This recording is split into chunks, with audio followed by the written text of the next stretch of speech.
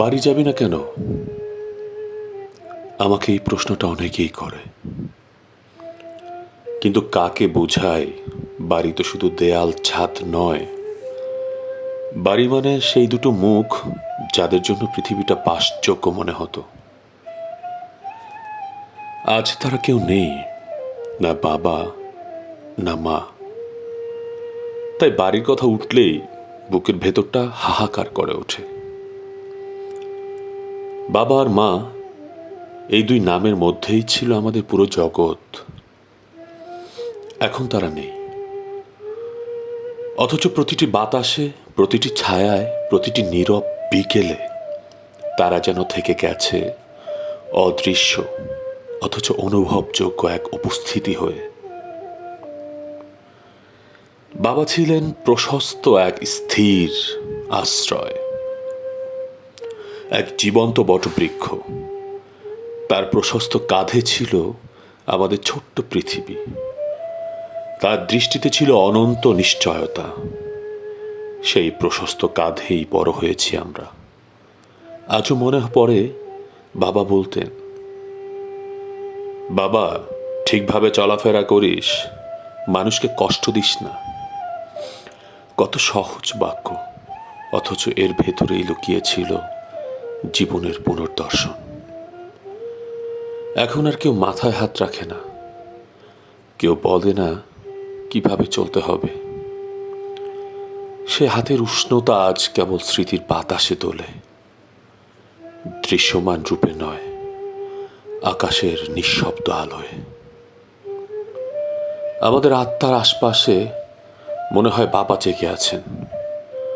তিনি আমাদের দেখছেন, হয়তো নীরবে বলছেন, ভয় পাবি না, আমি এখনো তোদের জন্য দোয়া করে যাচ্ছি। আর মা ছিলেন এক জীবনের অনন্ত মমতার প্রতীক। প্রতিদিন খাওয়ার আগে জিজ্ঞেস করতেন, বাবা ঠিকমতো খেয়েছিস তো? মায়ের মুখের এই সহজ বাক্যটাই ছিল জীবনের গভীরতম দয়া। এখন খাবারের টেবিলে বসলে শব্দ হয়, কিন্তু মার কণ্ঠস্বর আর হয় না। রান্নাঘরের গন্ধে আজও তার উপস্থিতি খুঁজি, কিন্তু পাই না। শুধু মনের ভেতর কেঁপে ওঠে এক অদ্ভুত শূন্যতা, এক গভীর নীরবতা। মৃত্যু নামক রূপান্তর তাদের নিয়ে গেছে অন্য এক অস্তিত্বে, যেখানে দেহ নেই কিন্তু ভালোবাসা আছে। সেখানে কথার ভাষা নেই কিন্তু অনুভবের অনন্ততা আছে। এ এক নতুন উপস্থাপনা দৃশ্যের অন্তরালে, যা দেখা যায় না কিন্তু পথ দেখায়। তাই তো বাড়ি ফেরার কথা উঠলেই চোখ ভিজে ওঠে, কারণ সেই মানুষ দুটোই যখন পৃথিবীতে নেই, তখন বাড়ি আর বাড়ি থাকে না, থেকে যায় শুধু এক মর্মভেদী নীরবতা, এক অনন্ত অভাব। জীবনের প্রতিটি মানুষ কোনো না কোনো ভাবে বাবা মায়ের ছায়ায় বেড়ে ওঠে।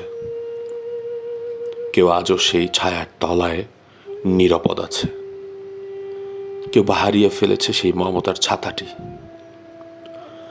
অথচ পৃথিবীর প্রতিটি প্রভাতে, প্রতিটি নিশীথে তাদের উপস্থিতি টের পাওয়া যায়। রোদে, মেঘে, বাতাসে ও কান্নায়।